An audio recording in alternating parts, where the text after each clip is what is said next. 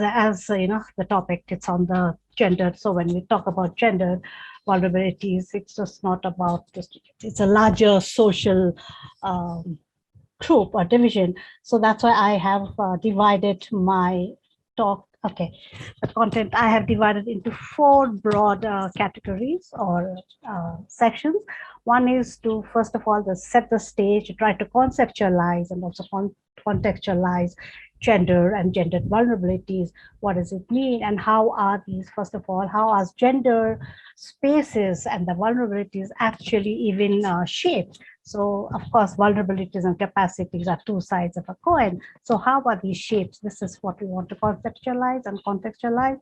And then we'll go on to look at what is the current scenario in the Himalayas regarding gender and social dynamics in this part of the world.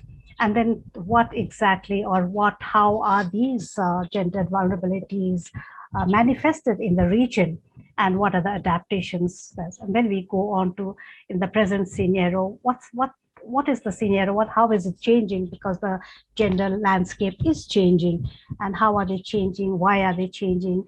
And what are the implications of these? What are the challenges and the opportunities that come along with this? So this will be my overall content. So now when we talk about gender and also gendered vulnerabilities, we need to kind of think, let's set the scene. How are these actually, because they are spaces, they are experiences of people, individuals and groups. So how does this get conceptualized? How does this actually sit in a certain context? So when we say that, talk about the gendered spaces, the experiences. So it's not just about gender, just about being a male or a female or a third gender.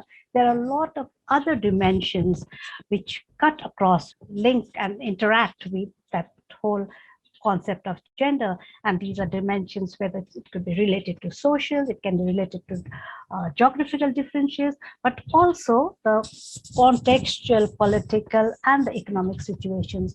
And this goes right from the, across at all different levels, from your household level to the national, the community, the national, regional, even the global, So it intersects. So it's really very, very complex. But when I say complex, it doesn't mean complicated, because each of us live in that, So when we look at ourselves, then we can say, hey, if I'm living in this interconnected, complex situation, day-to-day life, so is the other person. And then so when these different, the conditions or the context, when these differentials intersect, so these differentials, as I said, it could be social, it is economic, political, geographic, all these intersect at each other. And then this is how, at that meeting point, this is how the gender spaces, that by the gender spaces, we mean the lived experiences of the different groups of different individuals or different groups of men and women who belong to a similar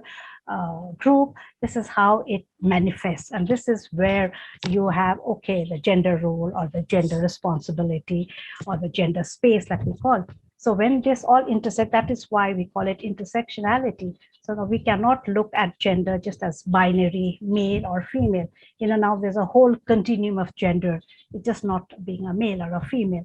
So it's really continuum. So when all these things intersect and that axis where it meets, this is where you actually find our experiences of being a male or a female or a third gender, and this is intersectionality. And now in the gender discourse, you cannot talk about gender without talking about intersectionality. So just to give a visual framework of what do we mean by gender intersectionality, how does it work, is first of all, you have your social structure. So by social structure, it means class, caste, ethnicity, race, age, religion, health, disability. So these are these big conditions or contexts. You are born in a certain caste, you are born in a certain ethnicity, you have a certain religion, all this. But within these big conditions or contexts that your social context you're born in, there are also a lot of fluid gender structure, which depends on your marital status. It could depend for a woman on the number of sons, number of children, and also it could be are you the eldest sister, brother, sister-in-law, mother-in-law, so these are all fluid, and including your education, your profession. So these are all these social contexts that a person belongs to, which you bring within you, with you, wherever you go. So now, embedded within that gender structure, social structure, is the gender structure. So each group, each community, even each household follows their own gender structure, so where the different genders are placed in terms of power relations. So you have this gender structure.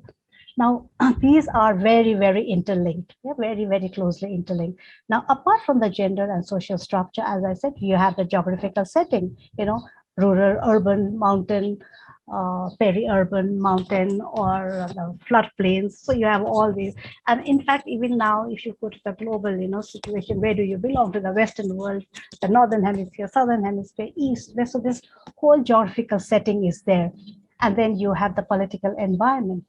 And this is where, sometimes the insecurity of the country, or the governance systems, not just of your country, of your community, of your local government system. So this entire thing is there, political environment.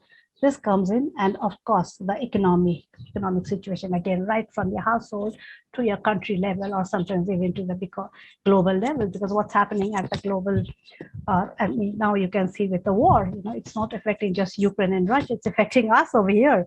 So this whole economic situation. So these all interlink, they all intersect with each other.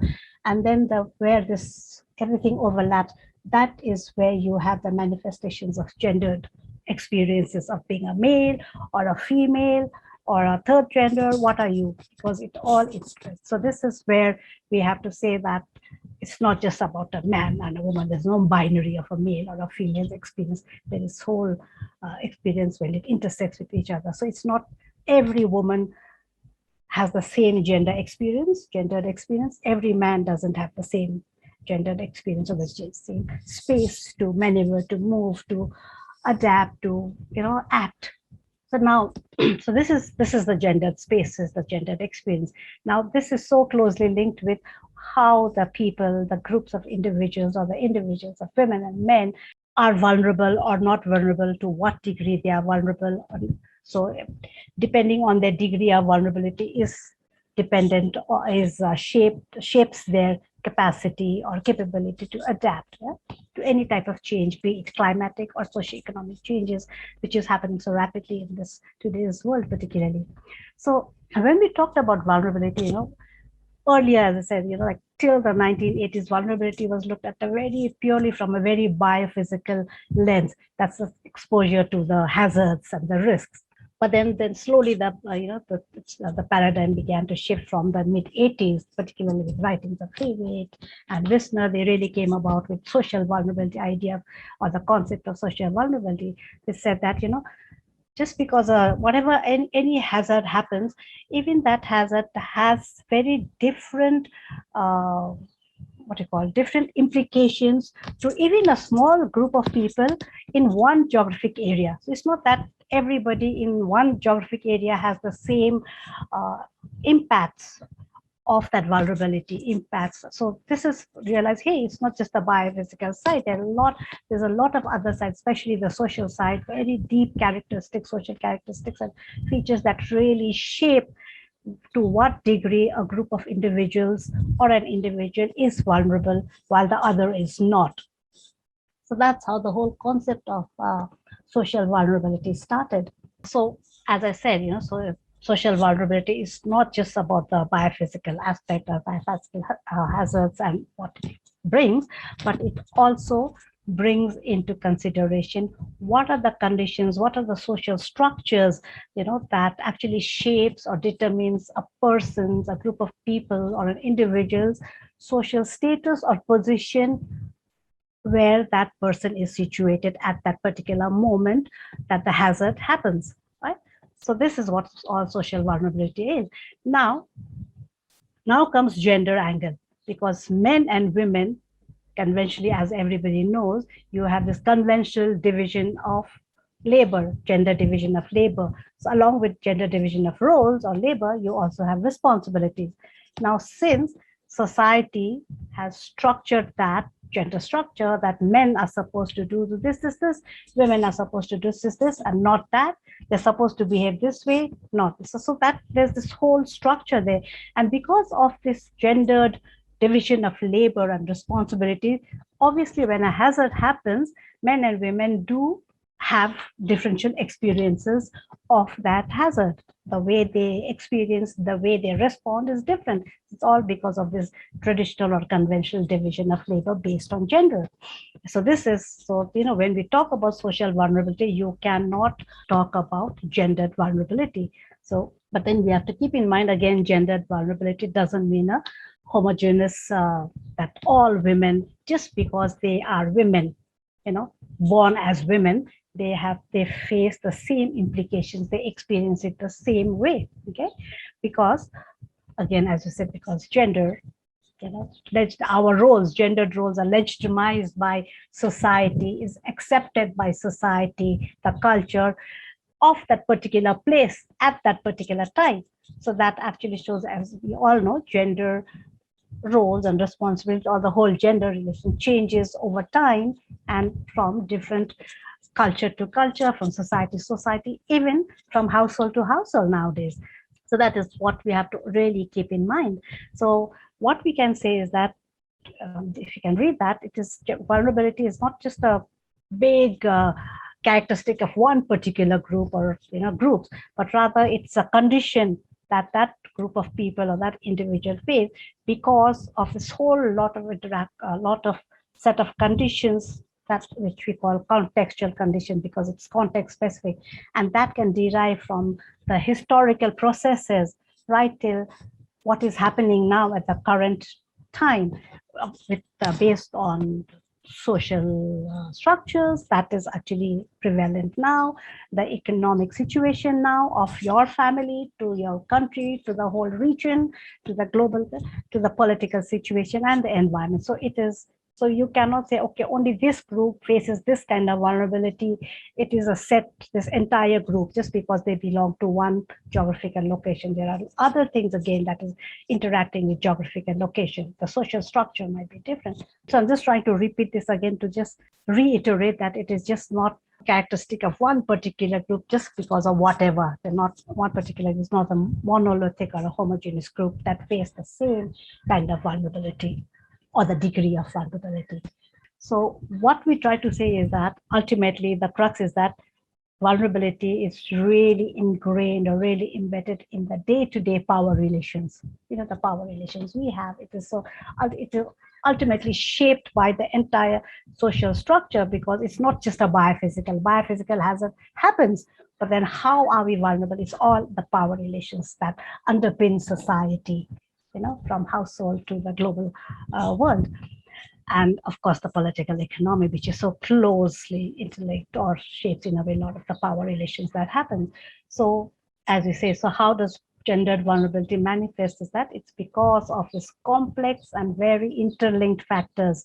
And if we try to simplify this, just because we want to be efficient, so we say, okay, let's just put gender vulnerability as just like, it's all the women are vulnerable to this and the men are this. So if you try to really simplify, then we're in trouble. And that is the reason a lot of, I think, policies, programs often do not reach the target that they want to, because if they try to simplify this whole notion of gendered vulnerability, just getting monolithic groups or creating their own creation of groups that these groups do not change, they stay intact, everybody is same, and then affects the whole processes that is so much required for resilience to climate change. And of course, with climate change, I always say climate change alone is not a problem. Climate change, again, is multiplied by what is happening to the socioeconomic processes in the everyday world that we are living in now. So this complexity is something that we need to remember. We cannot simplify just to attain our project goals, just to attain our policy goals. And then that's where we defeat ourselves. Now let's look at what's happening in the Himalayan region, the social and gender dynamics. I mean, as you can see some of the pictures, you can already see, look at these very different roles that men are playing and women are playing. Some of the, just try to put some pictures here. And I think most of you already know that the gender roles generally are very skewed, just not in the Himalayas as it is everywhere. There might be degrees of how skewed it is in the different regions, in the different countries, but they are skewed, and it all hinges in this conventional division of gender roles, the responsibilities, the spaces. Yeah. So now, if you look at the Himalayas, what you find is there's a lot of inequalities. That the relations in the social relations are really marked by a lot of inequality, hierarchy, inclusions, exclusions of various groups at different times, at different moments, at different locations, and also based on different circumstances. So what happened is that along with gender, as with the gender, as in other places, it intersects with all these other factors or the social differences that I have mentioned earlier. Yeah, the social, the geographical differences. Now, in the Himalayas, in the region, uh, the context here, you can see they are the place is more marginalized because of its remoteness, the fragile topography, the geography, and then the very difficult accessing some of the places. So they are already marginalized to a large extent, and also from the political powers in a sense, because most of the Himalaya region where the people reside, the centers of power are generally not located in those areas. Many of the centers of powers in the countries that have the Himalayas are located in the lowlands, very often, most cases. Yeah? So in a way, they are already politically and geographically, in a way, they are marginal because they are in a remote places, less accessible, fragility of that.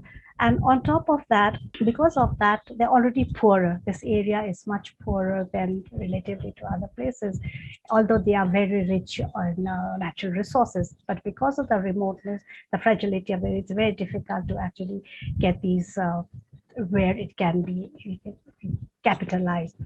And then apart from that, there's a lot of cultural variations here. And then, of course, apart from the cultural variations, you also have the governance systems, which really vary. So you have the cultural difference, you have the social structures, which are different. You have social cultural differences. There are a lot of religious variations here. So all these different factors or characteristics, they intersect with gender to form these different types of what you call hierarchies or within the even the region in the country. And what happened is, above all this, then you have the gender structure where women in general are placed as secondary compared to the male. So just to say that, if you I mean, I guess everybody knows, but just again to remind us that gender is just a way of organizing the society. Okay, it's a way to organize society, and that's fine. Organizing the society is absolutely fine. But the problem lies when this organizing is done in an unequal term. It's not equal. Okay, the distribution of resources, rights, and powers are unequal between male and the female. So that is where the problem lies. The production and the reproduction spheres are completely different, under control by different, either the male or the female. So the problem arises when this organizing is unequal based on principles of inequity or inequality. So as a result, you have women already in a subordinate position. But having said that, as I said, because there is all these other factors that intersect with gender, different groups of men and women, they have multiple identities, which sometimes not only like they multiple identities at the same time, they're layered identities. Okay, and because of that, that creates a lot of relations of power relations of inequity, and sometimes this can be very conflicting. Okay, so that is why, because of that, there is a lot of issues of inclusion and exclusion based on a variety of factor. The same person can be included at a certain context or a certain situation and can feel very inclusive, have a lot of opportunity, but the same person, because of another what you call access of intersecting axis of these different dimensions can again be excluded at a certain circumstance, at a certain situation. So it's really, really, you cannot say that woman is always excluded, that man is already included. No, all these happen. And that is where I think we have to be, when we as researchers or practitioners go to work at certain places, we really need to understand the dynamics of that. And I think a lot of people are here from South Asia, and I think South Asia is a conundrum of these, where multiple axes of differentiations really interact with each other, intersect. So I think a lot of times it takes a long time to understand this complexity. But when you experience, a lot of us who are from here, we experience this day to day. So as soon as I explain, I think all of you are already, oh yes, this is happening to me, this is happening to her or him. So we can really experience that, and we can really say what is happening. So that is why I say this is very, very complex, but it is not complicated, because we are living it day to day. And we might be living it in a certain way here, but maybe in another part of the world, they're living it the same way, but there might be some factors which are a little different. Like, for instance, maybe in the West, there's a lot of racial dynamics there. Here we have the dynamics of social inclusion. There is the dynamics of diversity of races a lot, as you read nowadays. Yeah. So this is what is happening in the Himalayas. So it's, a lot of time people say, oh, in the Himalayas, in the mountains, women are much freer. Yeah, but then you need to understand fear in what sense. Is it the degree, or is it really the whole condition that's different to them?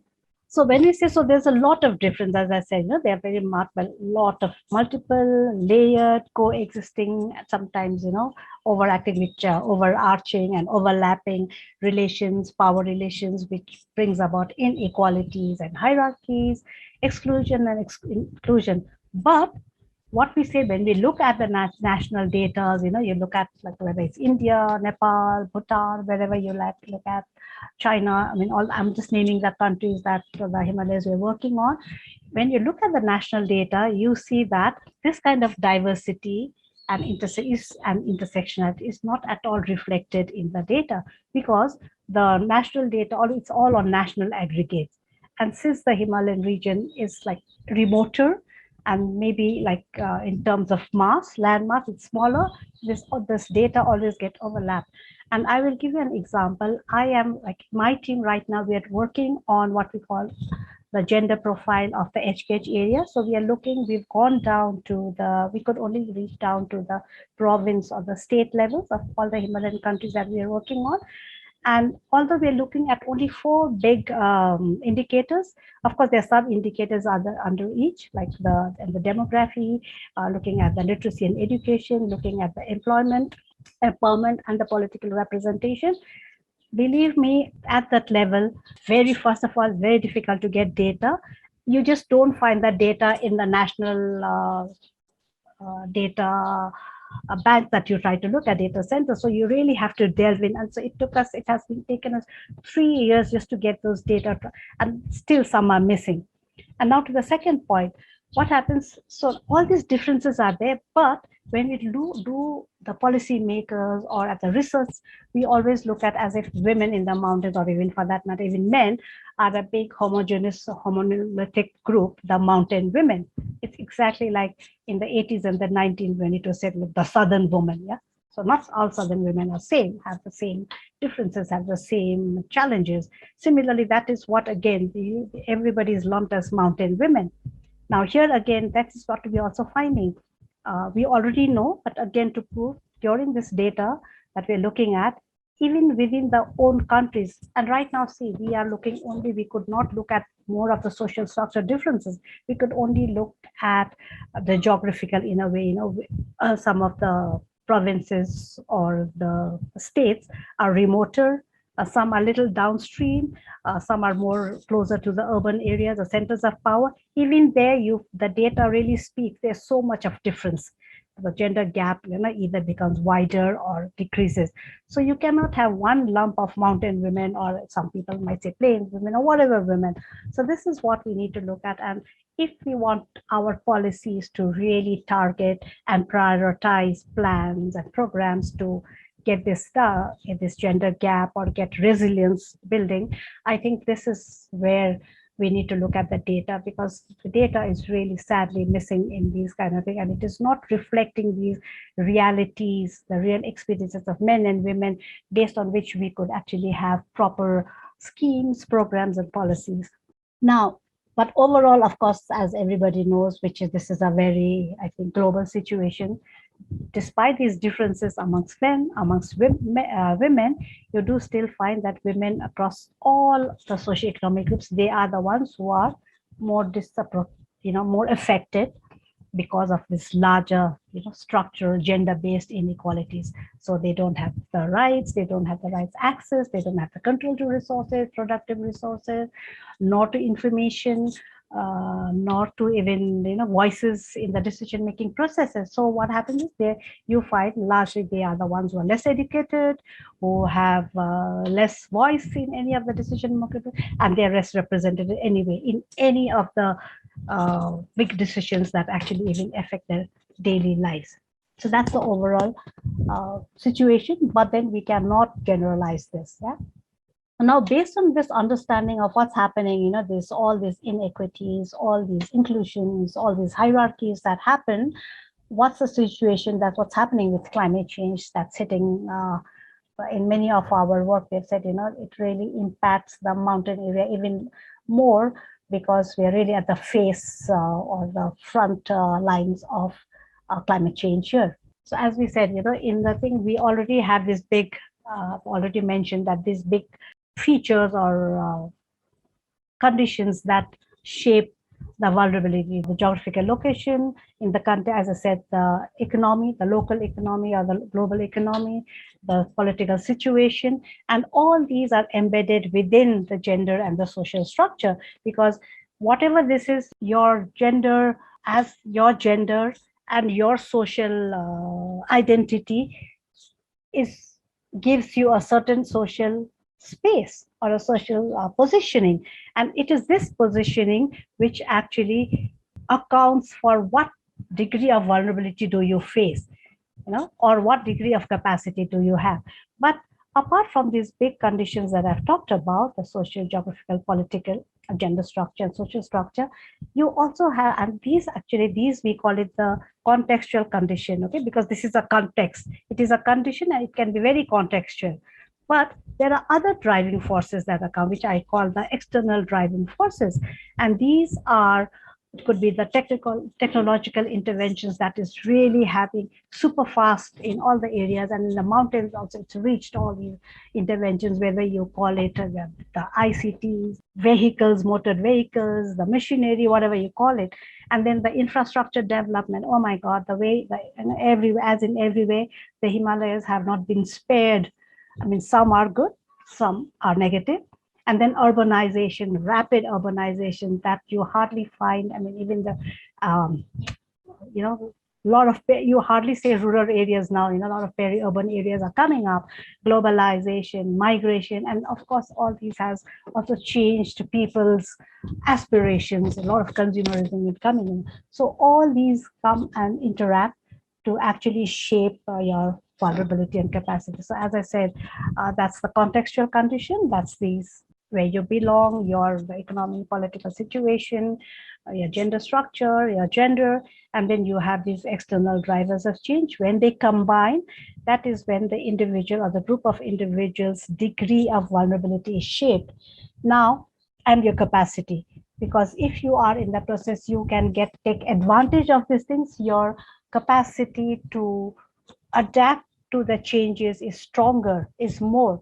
If you do not have access to this because of your positioning in the society, in the community, your capacity to adapt to the change is lesser, so you're more vulnerable.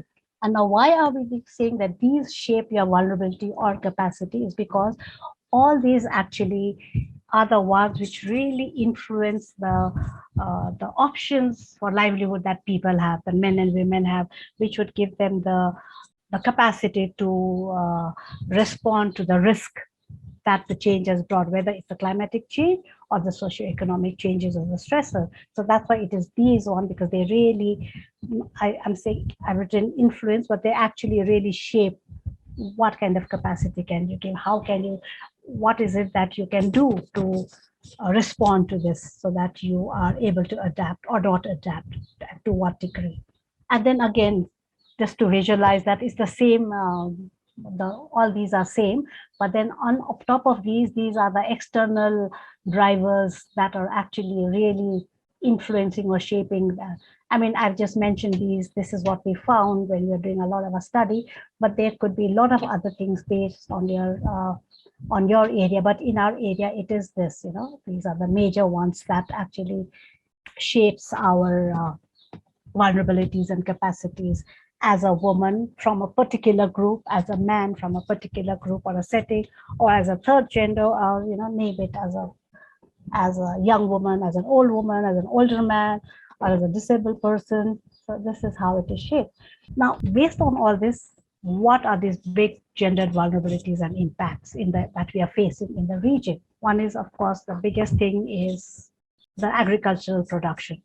It's really affecting the Africa in a big way. In a big, when a lot of people are getting, there's a shortage of food insecurity, not only food insecurity, but also malnutrition. So, in a way, they are buying all these other kind of food, but a lot of malnutrition, particularly for women and girls, because as you know, in our area here, just like in most of South Asia and many of the other Middle East countries, women and the girls are the lowest in the rung and the last to pay. There's this always the son preference is still very predominant in most of the countries. And then you have water availability. So these are very, and because of water availability, again, you're saying traditional role of whoever gender, it's the girls and the women, particularly in majority of the households, they are in charge. So they have to walk longer. And now because of this, again, there's a lot of insecurity being faced by women and girls and children, because they have to work longer, they are away from home. And again, which now not all the rich are, these are the girls and women from those families who cannot afford to get water close to their house. Yeah, so that is where again you must see the intersectionality. And if they're in the remoter, higher mountains, and who are the ones who live in that? It is more the indigenous groups. It is more the ethnic people who live higher in the remoter places. So then here you have this other social structure. And also, if you do not have these piped water services, so that there comes the governance system, there comes your infrastructure. And this has also increased a lot of conflict, whether particularly on water. There's a lot of conflicts about water that's coming up, and there are a lot of anecdotes as well as evidences, empirical evidences, where community-based areas or community-owned water resources, which is under the under the control in a way of the community institutions, which are very local and which have been traditional institutions. Most of these traditional institutions are again controlled by men, older men. So there's a lot of stories that these local or community-owned water resources are being now sold to private people, or being privatized. And the ones who are getting this is the one who have more money to buy, more capital. And then who are the ones who are suffering? It's the people who cannot access this anymore. Those who have the capital finances, they are buying the water, they can get it, but they are the one. So this kind of vulnerability, and as a result, a lot of conflict is happening. And of course, migration, it's a major impact. Of course, we cannot always say that, it is because of climate change, but what people are saying is that we are going, especially from the rural area, is that because of crop failure, agriculture failure, the rains are not coming in time, we don't have enough inputs. And then of course it's linked to that again, globalization, consumerism, more aspirations, people's aspirations increase, so a lot of men go. So if you look at the adaptations, the major adaptation again is of course migration. But having said that, we must remember migration has been a traditional practice from the mountains. It's a very long time it's been going on. They either come to the urban centers or they go to other countries. It's a very traditional practice. and predominantly by men, even now, although women have started doing, but you still find predominantly men going out. And again, men, there's been a lot of studies that caste, ethnicity, economy, they all play a role on who gets to migrate, who goes to go. Yeah. So adaptation is migration is a major adaptation for, particularly for the male. Then there's a lot of adaptation practices we find regarding agriculture, whether it's practices or patterns of agriculture. Women who are left behind or older men who are left behind, they are changing the agricultural cropping patterns. They have changing a lot of different species they are trying to grow. So there are a lot of examples. I can see a lot of examples that women are trying on to do this, or trying to get crops which are less water intensive. So many examples are there. But there's another one which is alarming, is the abandonment of agriculture. They are completely giving up agriculture and they're going into other sources of livelihoods, either as casual labor, daily labor, because as I said, a lot of infrastructure building is happening. So even the women now are getting out and going to do this labor, or going to bigger landlords and doing that, or opening up petty shops, petty traders. So all this is happening. These are the big adaptation strategies that our people are embracing. And water conservation, one good point is that water conservation strategies are really coming up. But however, what we find is earlier the water conservation strategies, or even agriculture, there was a lot of collective action happening in the areas. But now most of the strategies are very individualistic, very individual. As a result, more and more conflicts are increasing, because I will do both for myself and I won't care for the other one. The other is not going to care for me. So there's a lot of conflicts. So collective, in a way, in some ways, I think this fabric of collective action is breaking down in certain areas. And I think this is not a very good sign, because as more and more individualistic attitudes come, more conflicts are emerging, even in small villages that we've seen. And so this is the one, and I will go on to, so what's happening with all these things happening here? What is happening to the gender landscape in the Himalayas? What we say is that the traditional gender landscape is really changing, majorly because of increasing out-migration of younger men. That is the main reason. And how is this happening? Men are going, the whole demography is changing. It's mostly the women, the elderly, the weak, the children who are left behind. So if you look at the major towns and villages, especially the villages, you can really see this change in the dynamics, demographic. And then because most of the women are women, obviously there's a lot of change, or roles are getting altered, because women are taking a lot of responsibilities and roles that earlier was actually men's role or men's job or men's responsibility, because there's no one, there's only older men. So now women are doing all that work that hitherto was done by men. And because of that, the gendered spaces are also shifting, because now women are entering public domains, like they are going and tackling the government agents, the government agencies, the markets. You can see them working in, if they go and open up petty shops, that's where you see them in markets. You see them doing this daily labor, like a lot of river sand mining is happening in a lot of the Himalayan areas, road building. So the women are coming out and doing that. So there's this space that was said, public space as men, private was women, is now getting blurred. Women are entering that. And because of that, even the gender and the social relations are undergoing, because as people migrate and they send remittances, the people who were, because of their economic status, they were regarded as lower, because they got more remittances, now they can, interact in a different hierarchical pattern than hitherto. So these things are also getting a lot of transitioning is happening. So this is how the genderscapes are unfolding and changing in the Himalayas. And then this has major implications. Now, what are the implications? Now, if you look at, is that there's, of course, as everywhere, there's a drastic increase in women's workload.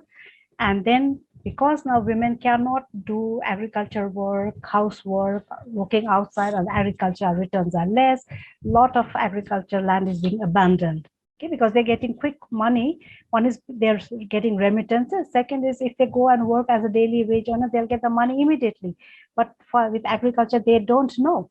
It's like they're saying, it's a gamble for us. So a lot of agriculture land is getting abandoned. And because there are a lot of food insecurity, more than food insecurity, malnutrition. Because with the remittances or the money they earn, they're not getting that nutritious. They buy these, as I said, consumerism, globalization has reached everywhere. So you buy this packet of chips, a packet of noodle. So your stomach will be filled, but what about the nutrition, what they used to get from the field? So that's really a big, big issue. And the other big issue that we see everywhere, right from Pakistan to Bangladesh that we worked in, Himalayas, is the security issues for women and children are really on the rise. Wherever we did these studies, and we found from the floodplains to the high mountains, one is because the men are not there also, so women are entering the public spaces, so they get harassed. I mean, sometimes it's verbal harassment, physical harassment, even to as serious as rape. So that is really on the rise. But it's not all like really doom and gloom. There is a ray of good news. That is that there has been a real big increase in the capacities and skills of women because of the new roles they're playing, the new spaces now they're occupying. They are really vocal. They've learned a lot of things because now they had to learn. They were thrown into that. So they're really you find this women now, if you go to the villages, they are not just like people who didn't know anything. They know they can run, go to the markets, they can run shops, they can talk to the government officials. So their self-confidence, their skills have really increased, and that is something which is, I think, a big opportunity that if policies, programs can capitalize on to build resilience, because we need to, because men are not there. So let's catch as women, let's do this. They are empowered enough. And this is what we see, there's a change scenario in the Himalayas. Now, other thing is, what we see is, yes, these things, the genderscapes are changing, but these changes are not kept up to pace by the institutions and the policies. The policies, the institutions still are way back than what the changes are happening in real life on the ground. It's not keeping pace to that. So how? Because the institution, these institutions, the processes, they are still very, very patriarchal and male dominated. They still run in that same way. Men are still the main decision makers. They are the ones in the science, wherever, yeah. And women are hardly involved. Very, very minimal. Their representation is not there. So these institutions still remain old-fashioned, still in that. And of course, because the institutions are that, obviously the policies also do not change in that same space. They still keep pace with the institution. So policies, especially if you look at land tenure, employment, because these are the ones which should actually make a dent in the structural inequalities that are there. They are still disadvantaged women, and sometimes even the rural men. And again, all these, as I said before, when the policies are made, when the programs are made, it is just about, let's get 33% of women. It's all about numbers, but there's no methodology, no thought like, let's see what is the progress in the change, in the inequality that's happening, in the discrimination, what then? That is not thought of, it's still the same. And in all the interventions that happen, these technologies or the services, they are again just catering to the men. We just did some studies and also some webinars looking at these agriculture technologies. And in the mountains, as I said, a lot of women are being left behind. But if you look at the technologies, there are hardly any technologies that are women friendly. So this is what's happening. And programs are still very, very techno-oriented, rather than looking at how do we ensure or challenge the social norms so that we do away with discrimination or try to make some change. And again, as I said about insecurity, the insecurity of women are changing because is very increasing, because there is no mechanism to tackle how to stop this. It's such a new phenomena in some cases for the mountains. And if there are any measures, there is no way that women can go and reach this mechanism, because the institutions are still so patriarchal. So even where there are mechanisms, women cannot go and reach to give the grievances. So this is the scenario. And finally, my is that in all this scenario, we do find some opportunities. What are these opportunities that we should grab on? Now is the time, because you know, in the national politics, as well as the global, with all the SDGs and all the governments committing to the SDGs, the Agenda 2030, in the courts, it's a very, very favorable space for the policies to really, change and make these jump to ensure these kind of inequities and exclusions do not happen. They try to challenge that. And as I said, women's capacities and skills have really increased. Now they are their leadership in the household level, they're entering the public domains. This is a big opportunity. And in the mountains, because of mountains, there's a lot of remittances coming in. Yes, when that COVID happened, it was a lot of men came back. And that was another thing we are looking at. When the men came back, women had gained a lot of fun. What will happen to these women's spaces? What's going to happen? But now we see again this, the men have again started going up and remittances are starting to come back. So this is a big way you can use the remittance for resilience building, for adaptation, if it is designed properly. And of course, the infrastructure and the ICT. So these can really, I think, lead to, for us, that's what we're trying to do. How do we leverage all this so that there's impact on the policy that actually tries to make some dent in the inequitable power relations, whether it's based on social, based on gender, that's happening. What can be the practical innovations that can come about through leveraging these opportunities, these changes that is happening in the Himalayan region right now. And with this, I come to an end. Thank you.